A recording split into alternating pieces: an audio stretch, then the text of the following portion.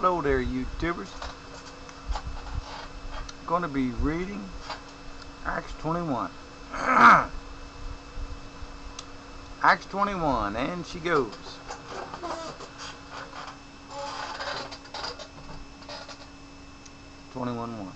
And it came to pass that after we were gotten from them and had launched, we came unto a straight course unto Cos, and the day following the unto Fordos, and from thence unto Patara, and finding a ship sailing over unto Phoenicia, we went aboard and set forth. Now, when we had discovered Cyprus, we left it in the left hand, and sailed into Syria, and landed at Tyre. Now, for some reason, to me that's some type of code. Now, when we had discovered Cyprus, we left it on the left hand. Now, why is it important to say something like that? Left hand is usually representative of something bad or evil. Right-handed usually representing the hand of righteousness, or so on and so forth. When I see things like that, that's for no apparent reason, you can bet there's an apparent reason. We just don't know what it is. So anyway, I wanted to bring that to your attention for that I think that's odd that's there. And it could be an acrostic or part of one, or who could say. But anyway, that's 21:3. And when we discovered Cyprus, Cyprus,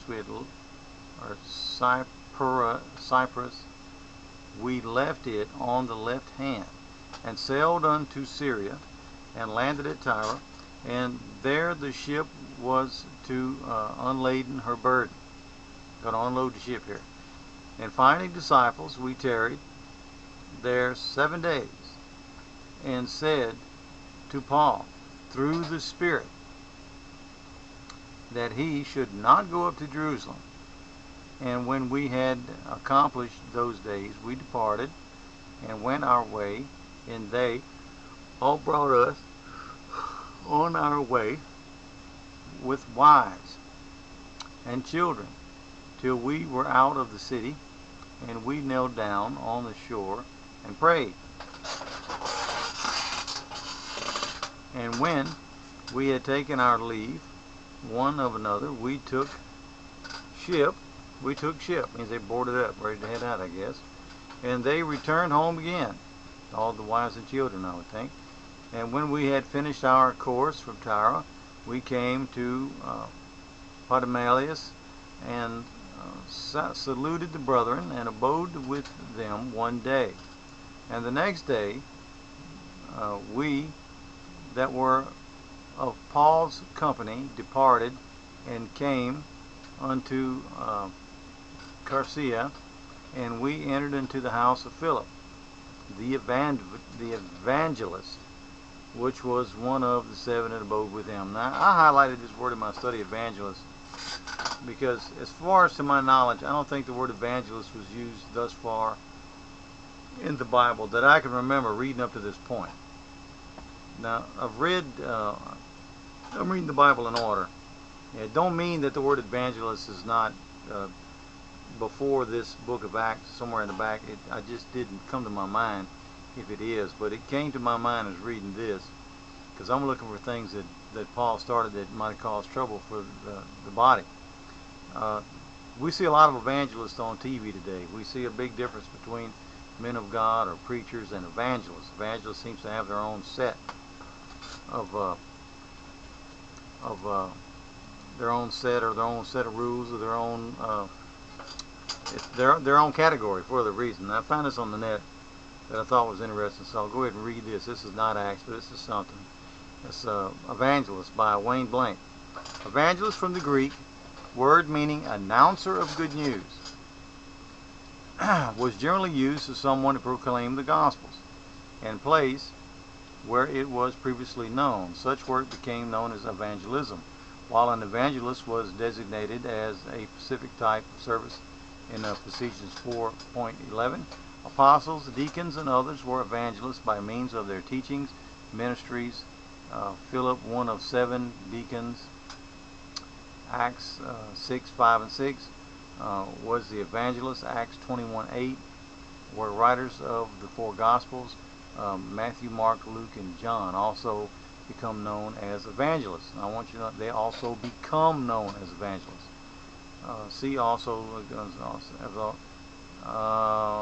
some have even referred to Jesus Christ as an evangelist. Now, the reason I read that, and the reason I bring this to your mind, and nowhere does Jesus refer to my knowledge, the word evangelist. He was the proclaimer of the good news. And the word good news is good enough for me. I mean, that's the words he used.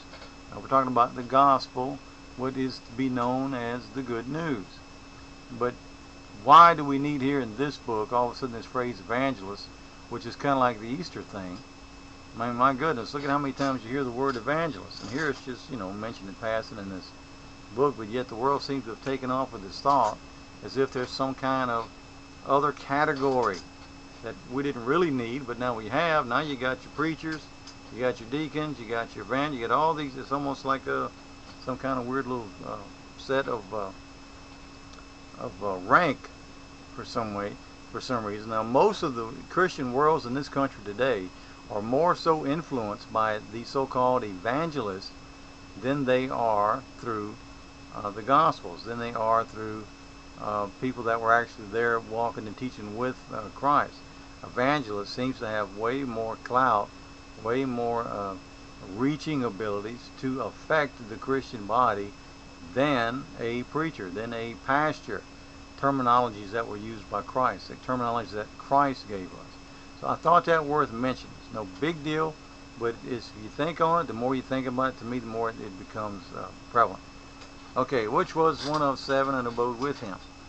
And that same man had 4 daughters, virgins, which did prophesy. Got some prophesying virgins here.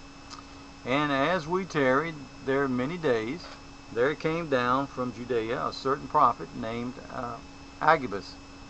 And when he was come unto us, he took Paul's girdle and bound his own hands and feet, and said, Thus saith the Holy Ghost, so shall the Jews at Jerusalem bind the man that owneth this girdle, and shall deliver him into the hands of the Gentiles. So it's like this guy here's got a word from this Holy Spirit.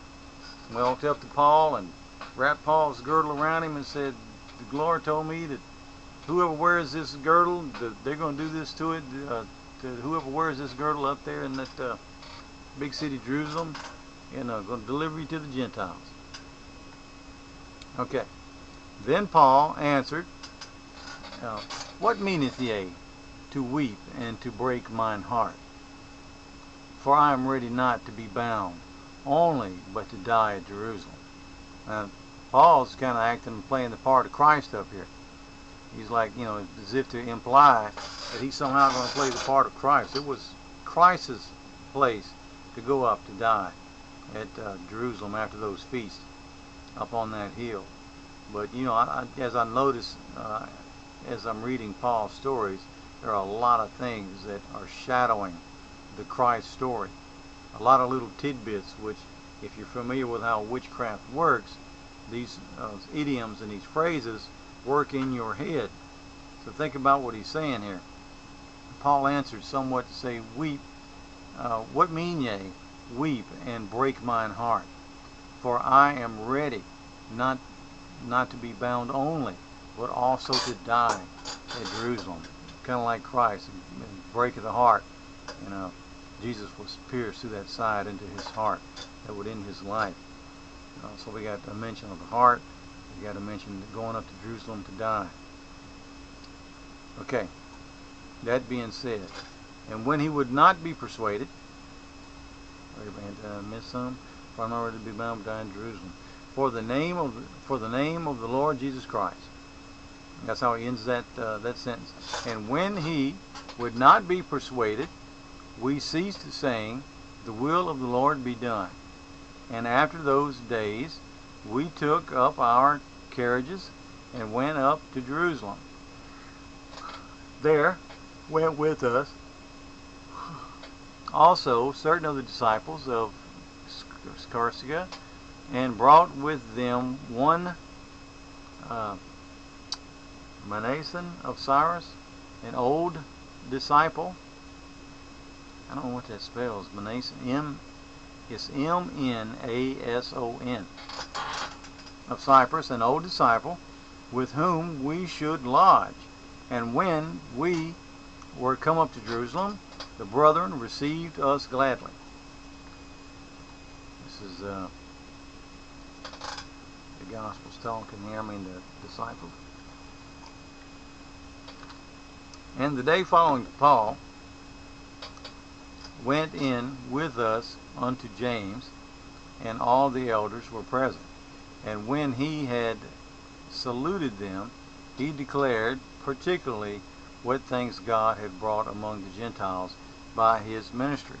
And when they heard it, they glorified the Lord, and said unto him, Thou seest, brother, how many thousands of Jews there are which believe, and they are all zealous of the law. And they are informed of thee, that thou teachest all the Jews which are coming into the Gentiles forsake the Gentiles to forsake Moses, saying that they ought not to circumcise their children, neither to walk after the customs which is in it. Therefore, they're saying, hey man, these people are they're pretty zealots. They're down with the law, and they done heard that you done gone against the circumcision law. Neither to walk after the customs. In other words, he's let go of the old customs, the old ways. Which is it therefore? The multitude must needs come together, for they will hear that thou art come. These people heard you coming. They're going to be in a crowd there. What are you going to teach these people? Do therefore this that we say to thee. We have 4 men which have a vow on them. Them take and purify thyself with them, and be at charges with them, that they may shave their heads, and all may know that whose things wherefore they were informed concerning thee. A lot of this book is hard for me to read. Bear with me. And nothing but that thou thyself also walkest orderly, and keepest the law. And to me, from what I just read, it sounds like he's saying, hey man, shave these guys' heads, look like a holy guy, and you act like you fall in line with these and kind of blend in with them. That's what I'm getting. It may not be what it's written, but that's what I'm getting from it. As if he's trying to get Paul to blend in and be perceived as the old, because they used to shave their heads when they took vows and so on and so forth, and try to make them look like he's more in line with what the people believe. As touching the Gentiles which believe, they have written and concluded that they observe no such thing, save only that they keep themselves from things offered to idols, and from blood, and from strangled, and from fornication. Then Paul took the men to the next day, purifying himself with them, still not real sure what that means, entreated into the temple to signify the accomplishment of the days of purification, until that an offering should be offered for that one, for every one of them. And when the 7 days were almost ended, the Jews, who is slowing? The Jews which were in Asia, which they saw him in the temple, stirred up all the people and laid hands on them. They're getting the people upset already. Big things. Kind of like when Christ was coming to town. We got this big chaotic crowd here, pressing against the people, but you don't use those terminologies here, but you know, it's kind of hectic around there. Crying out, men of Israel, help! This is the man that teacheth all men everywhere against the people and the law, and this place, and further brought Greeks also into the temple, and hath polluted this holy place. And you know, I'm kind of like bored with these guys here at this point, with all the things that I'm seeing Paul that has taught, that has taken people's eyes off of what Jesus Christ has taught. For they had seen before with him in the city of Temperus an Ephesian, whom they supposed that Paul had brought unto them the temple. And all the city was moved, and the people ran together, and they took Paul and drew him out of the temple, and forthwith the doors were shut. Now they got him in here in this courtroom place where, again, he's being raised with he's in this type of deal. Where, okay, Mama. He's in this type of deal. It's almost like a courtroom setting.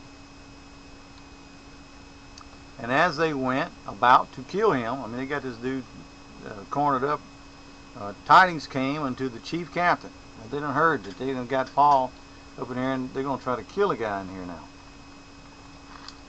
Not really an acquisition here, but more so of we're going to kill him. And the band of all Jerusalem, which was in an uproar, I mean, everybody's it's like a big riot almost, and immediately took soldiers and centurions and ran down unto them. And when they saw the chief captain and the soldiers, they left beating of Paul. They were like, hey, we didn't do nothing. And the chief captain came near and took him and commanded him to be bound with 2 chains, and demanded who he was, that what he had done. He wants to know who Paul is, and he wants to know what he did. Because this killing business is more for the Romans, more so than the little old people that, you know, own this country, or used to own it. And someone cried out, and some cried one thing, and some another, amongst the multitude. And when he could not know the certainty for the tumult, he commanded he to be carried into the castle. He couldn't figure out, because he had one group saying one thing, the other group was saying Paul was cool, the other group was saying Paul wouldn't. So he wants to get deeper into the matter. So he had Paul move to the castle. And when he came upon the stairs, so it was that he was born of the soldiers for the violence of the people. He was born of the soldiers' violence. I guess he got the soldiers there keeping the people's violence down. For the multitude of the people followed after, crying, away with him. Away with him. They wanted to kill old Paul here. And as Paul was was to be led into the castle, he said unto the chief captain, May I speak unto thee? Who said, Canst thou speak Greek? Who said, this is I guess the captain saying, Canst thou speak Greek? He wants to know if he can speak his own language. Art thou not that Egyptian, which was before these days madest an uproar, and leddest out unto the wilderness 4,000 men that were murderers? Now that's interesting. And Paul said, I am a man which am a Jew of Tarsus, a city of Cilicia, and a citizen of no mean city, and I beseech thee, suffer me to speak unto the people. And when he had given him license, Paul stood on the stairs and beckoned with the hand. Again, he's got the hand beckoning thing, which I done seen this several times in his book, and I'm starting to think it must have another meaning of something. Unto the people, and when he has made a great silence, he spake unto them in the Hebrew tongue, saying, okay, and that's where my study stops, so I'm guessing that's where that book stopped. But anyway, there's some interesting notes. Nothing really there that stands out to go into any more than I already did about the term evangelist, which is such a great big deal in this world now. Jesus didn't use that term. that I remember him using in the books. The two witnesses that we do have that mentions Christ, I mean, that was allowed to put even a couple of books in the New Testament. I don't remember evangelists being there. And then a couple of guys were allowed to put, that were actual witnesses of Christ, was allowed to put a couple of epistles in there. Don't seem to say nothing about evangelists, but here's this terminology which is now so big and important in today's Christianity set for some reason. Evangelist, big old deal. Out of the mouth of Paul. Is evangelist good? I don't know. You tell me. Let's watch them on TV the next time we see one, and let's see how many stronger, deeper meanings of study, Bible study, or anything like that they actually get down to. Because I'm pretty sure that pretty much what they do is this very skin deep sort of initiation to the very beginning. So I really don't know if it's good or bad, but I just found it interesting that it didn't come out of the mouth of Christ, but yet so many Christians use that terminology, evangelist, out of the mouth of Paul. Okay, so there we have that study, and next time we'll be back with Acts 22. Peace out, people.